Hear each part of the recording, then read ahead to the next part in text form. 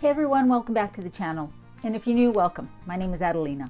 And today I thought what I would do is go through my pantry staples, the things that I wouldn't do without if I had to choose just a handful of things, well, more than a handful actually, but a handful of types of items.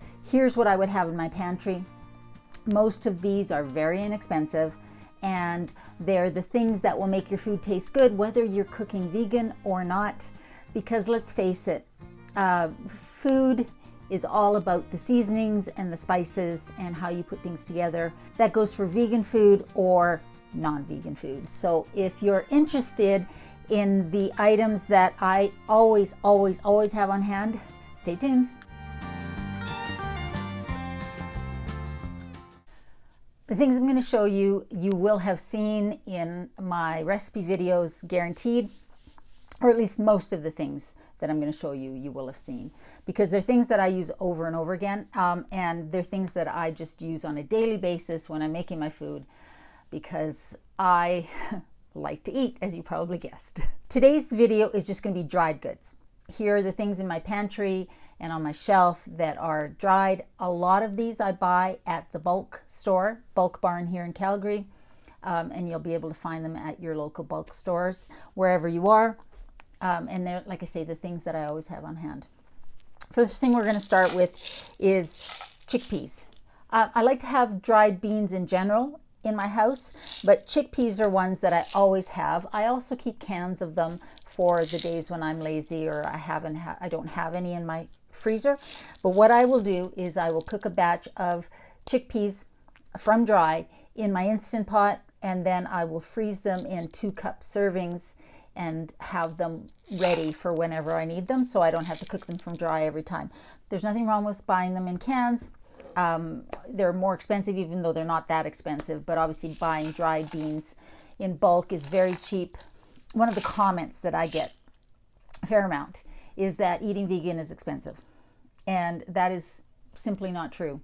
If you eat the vegan specialty foods, the prepared specialty foods, absolutely, those can be expensive, but then they're more expensive in the non-vegan versions as well. But if you are just eating basically whole foods, plant-based, then you're eating some of the least expensive foods that you can buy in your supermarket. Dried beans, absolutely the cheapest source of protein that you can buy. And again, these are chickpeas. I often have, I don't today for some reason, I have to replenish, I have to get to the bulk store, but I also usually have black beans and white beans, navy beans in my pantry as well in dried form. So, but chickpeas are a staple that I always have because I use these a lot. Next are lentils. I have 2 types of lentils that I keep on my shelf here in the kitchen because these are the 2 that I use the most. And they're red lentils and these are green lentils. So there's a difference between the 2.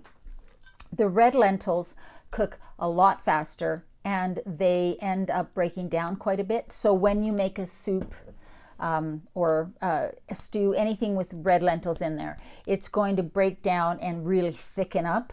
So these are great, like I say, for stews, things like that, because they thicken up really nicely and make a really nice consistency. The brown lentils, green lentils, brown lentils, there's a lot of different types of lentils on the market, but we're just going to talk about these 2.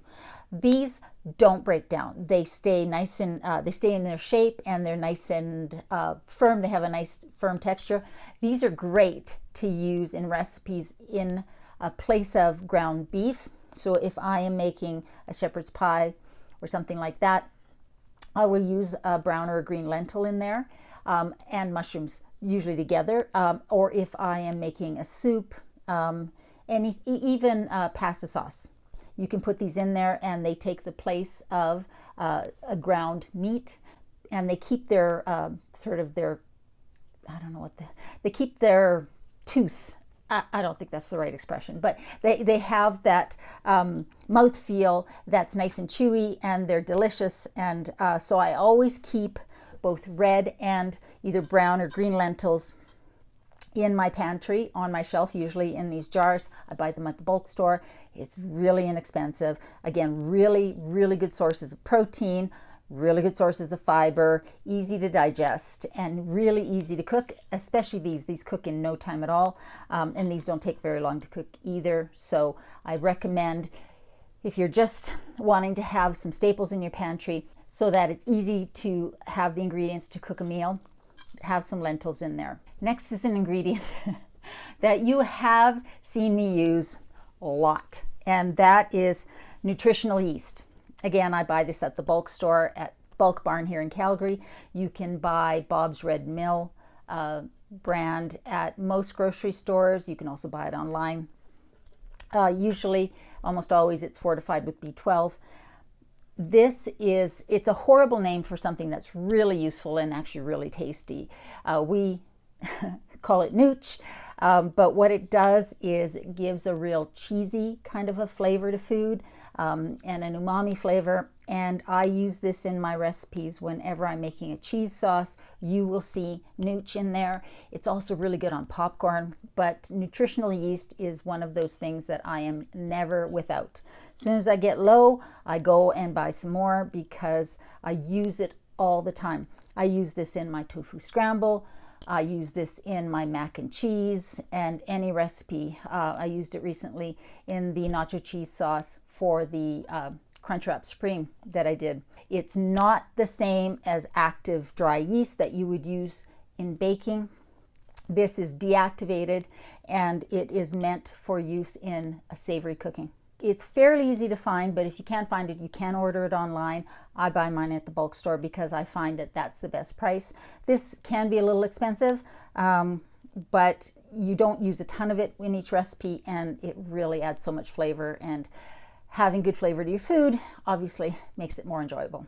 Another ingredient that you have seen me use a lot is unsalted raw cashews.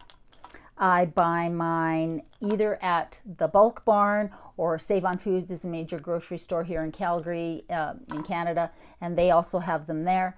And these are used, you soak them. You can eat them for a snack too, by the way. And they're high in protein and they're good for you. But I soak them, and I've used these in my coffee creamer recipe, my Alfredo sauce recipe, my cheese sauce recipes. These are a great way to replace heavy cream in recipes for soups and things like that.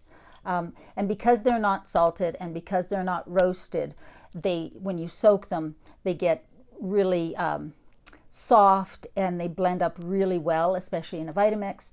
But even with my coffee creamer, even if you don't have a Vitamix, you just strain it through a nut milk bag or some cheesecloth to catch up any bits that don't blend. It sounds like a weird thing to put in something like a coffee creamer, but it works really well. If you've ever tried my recipe, you'll know. And it makes a great, like I say, Alfredo sauce. I use them in my cheese sauce. This was also in that nacho cheese sauce. So I always have unroasted, unsalted raw cashews on my shelf here and in my pantry because I use these a lot. Another thing that I use a lot, and you've seen in many recipes, especially for cheese sauces, is tapioca starch or tapioca flour. It's the same thing. And what this does, it's like a cornstarch or a potato starch. It thickens whatever you put it in. But the thing about a tapioca starch is that it also, you know how cheese has that sort of melty, stretchy consistency to it, and that's what tapioca starch adds to foods. So it gives you that thickening, and it gives that bit of a stretch and mouthfeel to your cheese sauces. I always use this in every cheese sauce. You saw it in the Crunchwrap Supreme recipe. It's one of those things that is really useful to have in your pantry. And it's inexpensive. You can buy it at the Bulk Barn. You can often buy it at grocery stores as well. I know Bob's Red Mill also has this. You can buy it online if you don't happen to find it in your grocery store. You don't use a lot every time. Like you're basically using a tablespoon or two for each recipe that you're doing. So it does last a long time in your pantry in a jar. You can, if you have to, substitute for it with a potato starch would be preferable. Cornstarch will work. If you find and you have the opportunity to buy a tapioca starch, tapioca flour, depending on where you are, they call them the same thing, but it's a powder, it's a flour. Buy it, because you will use it if you are making any of my recipes, and any other creators' vegan recipes. They use tapioca flour, tapioca starch all the time in their sauces to thicken them, and especially in cheese recipes, any cheesy type recipes, because it gives that really nice consistency to the food. Okay, so we are on to some other staples that I use a lot, not necessarily in my recipes, because these are things that I use to bulk out the recipes. So the other day I made a veggie curry, and I made rice that day, and I've eaten all the rice. And tonight I want to heat some up, but I don't want to take the time to make the rice. So I am using couscous. Couscous is a wheat, it's basically a pasta in very, very, very, very, very small form. And it cooks up super fast. Basically, you just boil water and you pour it over the couscous, put a lid on it, and let it rehydrate is all it's doing. And it's the perfect thing for super fast recipes where you just need something to sop up the sauce of something like a curry, or you want to put it in a soup or stew to thicken it up a bit. Again, it can't get any easier. You can buy whole wheat, which is what this is. You can buy plain, made with white flour. It's easy to season. You really don't need to buy the mixes that are pre-seasoned. Just use a veggie broth and to rehydrate it, or add your spices before you rehydrate it. It's really, really easy to use, and it's delicious because it's basically a carrier of whatever you put on it, like rice is, which is what we're going to talk about next. I don't buy my rice at the bulk barn. I buy my rice at Superstore or Asian grocery stores in the great big bags, because they're super inexpensive. And I like a basmati rice. That's my favorite type of rice. There's lots of different types of rice: long grain, short grain, basmati, jasmine, wild rice, so many different types of rices. If I'm making anything that I want a white rice for, I always buy basmati. Why? Because I love the way it cooks up. It's really easy to cook, and it gives you nice separated rice kernels. And I really like that in my recipes. Again, I make this often almost always in my Instant Pot, because it's super fast. One of my favorite recipes is coconut rice to go with the curry or something like that, which is really simple. And it's basically 1 cup of rice, 2.5 cups of water, 20 minutes. Bring it up to a boil, put it on medium-low with a lid on it, let it cook for 20 minutes, take it off the heat. Do not open that lid, and let it sit for 5 to 10 minutes to finish sort of absorbing the liquid, and that's spot on. That's if you're making it on the stove. If you're making it in the Instant Pot, it's even faster and even easier. Rice is not expensive. Again, one of the cheapest things that you can buy, and very filling and nutritious because you put it with other things. I also like to buy every once in a while, when I see them on sale especially, these Uncle Ben's rice mixes, and this is the Spanish style, and I also have the olive oil and roasted garlic and wild rice mix, and they're just, you know, the occasional thing. Sometimes if I see them, I buy them because they're nice to have just for something quick. Not that I can't just take the plain rice and add seasonings to it. You absolutely can. But I have these in my pantry because I really like the Spanish rice, especially. I really like. And so if you make a big batch, then it lasts in the fridge for a good long time. And leftover rice is awesome because you can make stir-fried rice and you can add whatever's left in your fridge. So I add veggies, anything that needs to get used up, with some onions and garlic, and some leftover rice gets put in a frying pan with a little bit of sauce, and that's dinner, and it's delicious, and it's a great way to use up leftovers. So rice is a pantry staple in so many countries, and there's a reason for it, because it's nice and filling, and it's tasty, and you can use it for so many different things. The next thing I'm going to talk about isn't something I've used on the channel yet, and it's something that I do plan on using in a recipe. It's TVP, and that stands for textured vegetable protein, and it's basically textured soy protein made into these little granules. It's just dried soybeans. And the reason I love this is because this replaces ground beef in so many recipes. Like if you like a meat sauce with your pasta sauce, then this is what replaces it. You basically just rehydrate it. It doesn't have a flavor, not really. So I often rehydrate mine with a bouillon, low sodium if possible, because usually you're adding salt to the recipes. But it's really, really a handy thing to have in your pantry. I buy mine at the bulk barn. It's not expensive, and it hydrates up quite a bit. This is something that I use in spaghetti sauce, pasta sauces. I use this sometimes for tacos.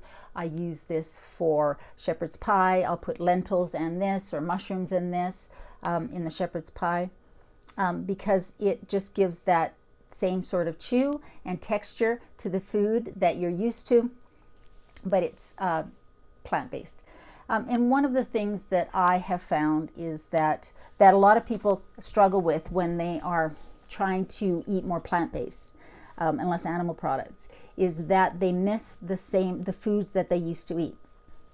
And they think that they're going to have to eat grass or salads all day, and that's all they're going to be able to eat. And I think that is a very, very sad way to live, because food should be a pleasure, not a chore. And I'm always looking for ways to replace the recipes that I loved growing up and that my kids loved when they were very young, before I stopped eating meat, with alternatives that are plant-based and as natural as I can make them. Not that I think there's anything wrong with buying the pre-made products. If that's what it takes to help you make that transition, or as a special treat, absolutely. But there's so many things that you can eat and you can use as replacements that are just as healthier, I would argue. And so the TVP is one of those things, because once you hydrate it, it has the same texture as ground beef, and you can use it in those recipes. My oldest kid likes a meat-based pasta sauce, so I would use this in that. I haven't used it in a recipe on the channel yet, but I am planning on doing that. Like so many things, they don't really have a flavor on their own. It's all about the seasonings and the spices. Whether you're eating plant-based or not, it's all about the seasonings and the spices. So these are basically carriers for all those seasonings and spices. So yeah, textured vegetable protein, textured soy protein, it's usually just labeled as TVP when you're looking for it either online or at your bulk store, which is again where I buy mine. So I couldn't talk about what dry goods to have in your pantry without talking about pasta, obviously, because I love pasta. I really do. I like it in all its forms. It's one of my favorite things because it's super easy to make. It's very filling, and you can do so much with it. I have a lasagna soup made in the Instant Pot, and I bought these little tiny mini lasagna noodles that I used in that. I bought those at the bulk barn. So I always have pasta in my pantry, usually a lot of it, and I buy it at the dollar store usually because it's so cheap, but you'll also see it in every store, and it doesn't have to be fancy brand name. You know, the only thing you want to look for is not an egg noodle, because obviously they have egg, and fresh noodles are also made with egg. So when you're in the cooler section and you see the sheets of lasagna, the soft ones, things like that, those have egg in them. But dried pasta almost never has egg in it unless it's an egg pasta. So obviously fettuccine, linguine, I always have some version. Spaghettini, I always have some version of that in my pantry. Penne, this is a whole wheat one, again, super easy to find. You'll never not find macaroni elbows in my pantry, because there's nothing better in my mind than a good mac and cheese recipe. That nacho cheese sauce that I use for the Crunchwrap Supreme works really good on a mac and cheese, and it's comfort food. And especially when you've made that sauce from scratch, you know what's in it, you know it's healthy, and so I always have elbow macaroni. And I just want to sort of say one thing about pasta. Don't be afraid of pasta. Again, I'm not a nutritionist. I can only tell you what I eat. These are the things that I have in my pantry. Yours might be totally different, and you might totally disagree with something I've said here, which is fine, because we're all entitled to our opinions, and we're all entitled to buy what we want to eat. But I eat pasta a lot. I eat rice a lot. I eat potatoes a lot, sweet and white. I eat bread, and I'm not afraid of those carbs. In fact, most of what I eat is carbs in some form, because even lentils and the beans, cashews, carbs in them. It's all about what type of carb you're eating, in my mind, in my opinion. If I'm making my pasta sauce and I'm using the spaghetti or fettuccine with the pasta sauce, I know it's in the sauce and I'm putting it on pasta, and I know it's going to be a healthy meal. I am not concerned about the carbs in there, because all food has carbs, all food has protein in it, and that is just, and all foods have some form, some amount of fat in them. I just try and eat as healthy as I can. Not every recipe that I share on the channel is super healthy. I get that. But I'm trying to make vegan food, plant-based recipes, as appetizing and intriguing as possible, and as easy as possible. So I don't necessarily focus on the healthiest recipes. But a lot of them are. Like I say, that Crunchwrap Supreme, that was a healthy recipe. If you took the pre-made chorizo crumbles out and replaced them with lentils, mushrooms, beans, then it would have been even healthier. You could add tomatoes. There's just no reason to be afraid of your food if you think in the 80-20 sort of rule. That's how I approach food. If 80% of the time I'm eating mostly whole foods and healthy, then I am absolutely have zero guilt about the other 20, because I know that in general I'm eating healthy. So I'm not afraid of my pasta. I just wanted to point that out before somebody said something about all the carbs. For me, they're not a trigger for anything, and obviously if they are for you, then you will make a different choice than I'm making.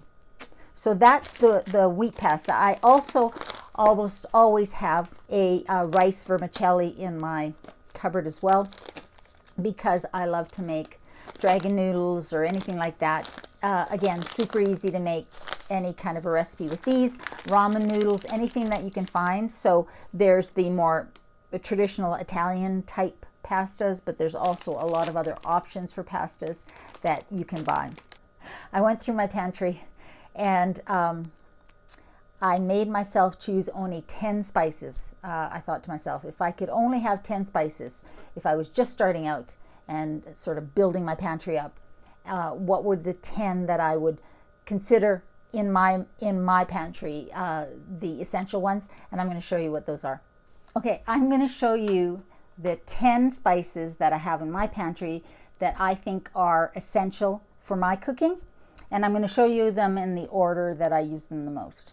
And I don't think that a lot of these will be a surprise to anybody who's watched any of my recipe videos. So tied for first place would be garlic powder and onion powder. As you can see, I have them in these little jars. These are yogurt jars, and you can buy the lid separately, and I love these for bulk spices, and I buy these at the bulk barn because that's the cheapest place to buy spices. And obviously garlic powder and onion powder, they don't have to be a fancy brand. So I use garlic and onion as the base for almost every savory recipe that I make. I do have some garlic and herb blends in my pantry, and you've seen me use those as well. But if you just wanted the basics and you wanted to be just low budget and you wanted to build up your pantry spices, again, I would start with onion and garlic powder, not salt, but powders, because you will use these all the time in your recipes. Next would be paprika. Now, this is a sweet paprika. I only have 10 that I could choose, so I had to choose between the sweet and the smoked, and I chose the sweet, but I love them both, and I have them both, and I use them both, and you can also buy hot paprika. And I bought this at the grocery store because they didn't have sweet paprika at the bulk store the last time I went. But you can always buy some form of paprika there. It gives food a lot of flavor. I use this in my curries, really in soups, pasta sauces. I happen to really love paprika. And the sweet and the smoky are the two that I always have in my pantry. So paprika is number 3 on the list of the spices that I always use. Number 4 is Italian seasoning. Yes, I also have parsley and basil and thyme and marjoram and sage in my pantry as well. But if you were just going to buy one, then I would definitely choose Italian seasoning because it's a blend of all of them, and you can use this in all your food, not just your pasta sauces. I bought this at the Dollar Tree. You can also buy it at the dollar store, or you can buy it in bulk at your bulk store. Not expensive, adds a ton of flavor, lasts forever. If you were only going to choose one herb to have in your pantry, it would definitely be Italian seasoning for me. Next is a yellow curry powder. Now, this is from the Silk Road Spice Merchant. I don't know if you can see that. And there's another one in here that's also from there. That is a specialty spice shop here in Calgary. It's heaven walking into that store because it smells so good. And before Corona times, I literally could spend 2 hours in there just smelling everything because they just have everything. And anyways, you can buy yellow curry powder at the bulk store, and you can buy it virtually anywhere. I happen to really like their yellow curry powder. Now, you can buy a yellow curry, you can buy a hot curry, you can buy a red curry. The yellow one is the sweet one, and it's the one that's most people like. So if you are just starting out with curries, or you just want to add a little something to your food, the yellow curry powder is what I prefer. I use this for my tofu scramble. And it seems like a weird thing to add to a tofu scramble mix, but it really gives it a lot of flavor. So yeah, the yellow curry powder, the sweet one, is sort of the mainstay curry powder in my pantry. This will also not surprise you, turmeric. Now, turmeric, ground turmeric, you can buy at the bulk store. I actually just replenished this container from the bulk store. You don't need a lot in your recipes. It has a very strong flavor. It's mostly used to add a yellow color. So when I'm making a cheese sauce, it's like a cheddar cheese sauce or that nacho cheese sauce, a mac and cheese sauce, I will add some turmeric to it. And I also use this in my tofu scramble mix. You don't need a big container of, and you don't use a lot of usually. I mean, we're talking about 1/8 of a teaspoon to 1/4 teaspoon in a recipe usually. Because it's mostly there to add some color, but it does add a little bit of flavor. But it's one of those things that I always have. Crushed chilies. Not everybody likes these, but I love them, and I put them on a lot of things, you'll have noticed. I like them on my pizzas. I like them in my pasta. They just obviously add a little bit of heat, and they're really inexpensive. You can buy these at the bulk store, which is where I buy them, and then I refill this little container. For me, adding these on top of pasta and pizzas, flatbreads, things like that, I really love, so because they add a lot of spice. Here's another one that you have seen when I made my Tofu Bites recipe, Poultry Seasoning. This is a kind of a cheater way of making your tofu taste like, you know, popcorn chicken. Is basically what it is. Those Tofu Bites, if you haven't tried them, they are a game changer. I cannot count how many times I've had somebody say in my life, tofu's disgusting, it's gross, it doesn't taste like anything. I'm like, absolutely, you're absolutely right. On its own, it is kind of gross and has no taste. So does raw chicken. If you just boil chicken in water, it would have no taste. It would kind of be gross. It's all about the seasonings. So I buy mine in bulk from the bulk barn. And this is used in the mix to season the tofu bites. And then you roast them in the oven, and they are addictive. And I have yet to have somebody tell me they hate tofu let me make that recipe for them and not have them ask for the recipe, because they love it. And this is kind of the secret ingredient. The original recipe from the creator, it doesn't taste like chicken, and she's awesome. That's an awesome website. I love her recipes. I love her YouTube channel.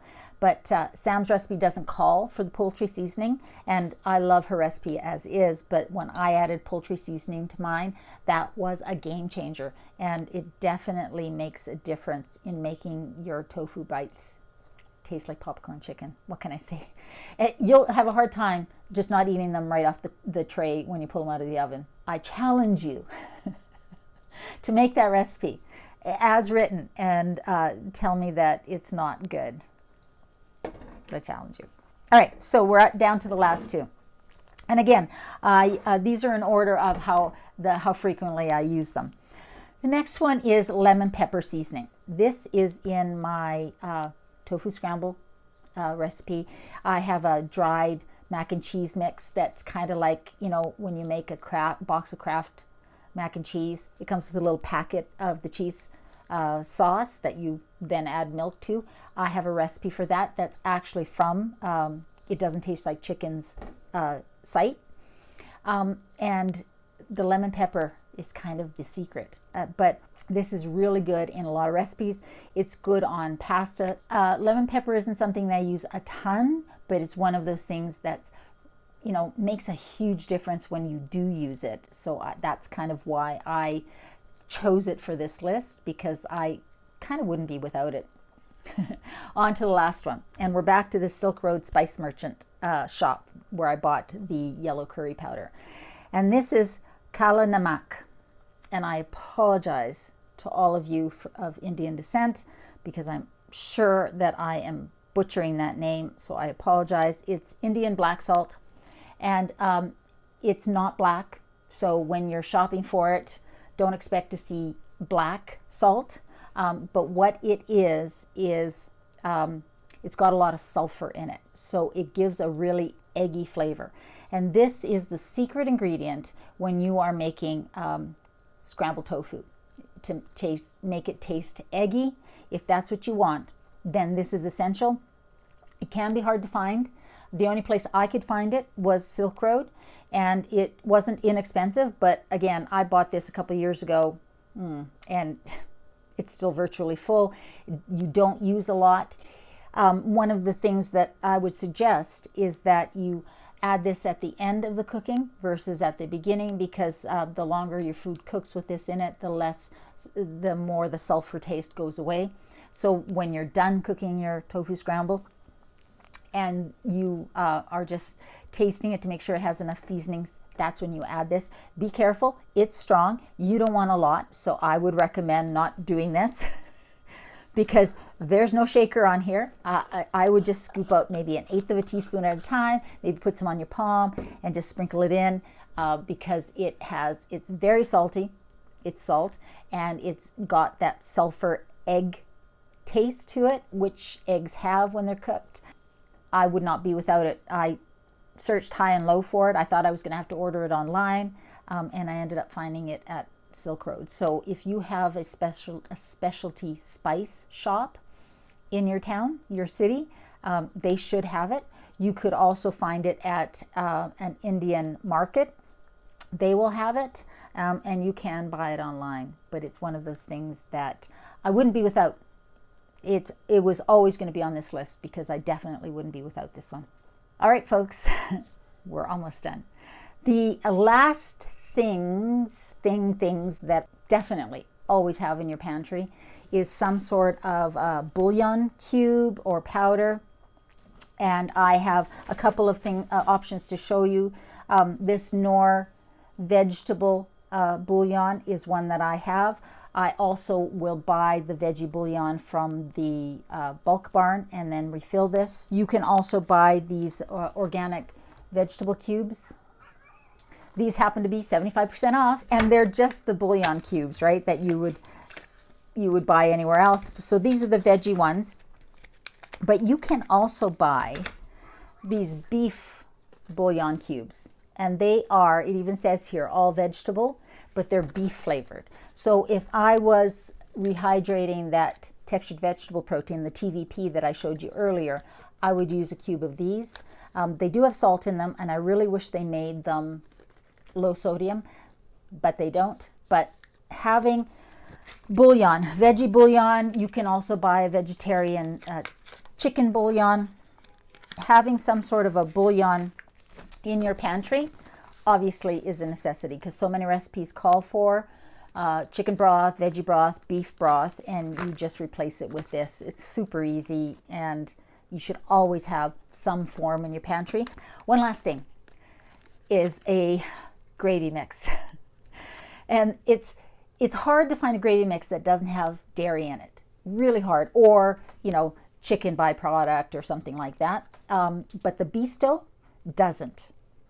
And this is a brown gravy mix. And again, it's a godsend for when you need a gravy for your mashed potato bowls or whatever you want to put gravy on, because gravy should be on everything, in my opinion.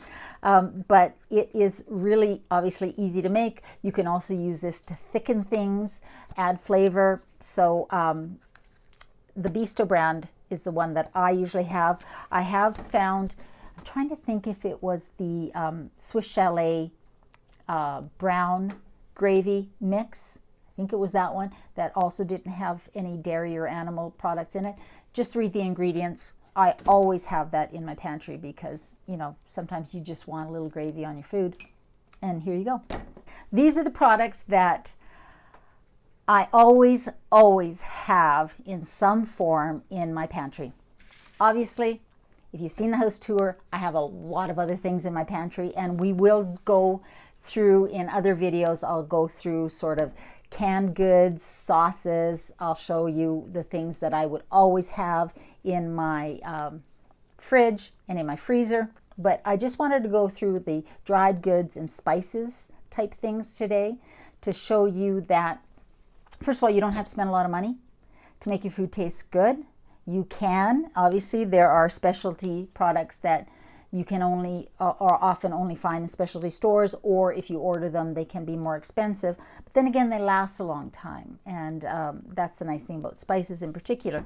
But in general, pastas, rices, legumes, beans, and things like that, they're not expensive, which is always good when you're on a budget, and they're delicious. These are things that I always have in my pantry that I use on a regular basis.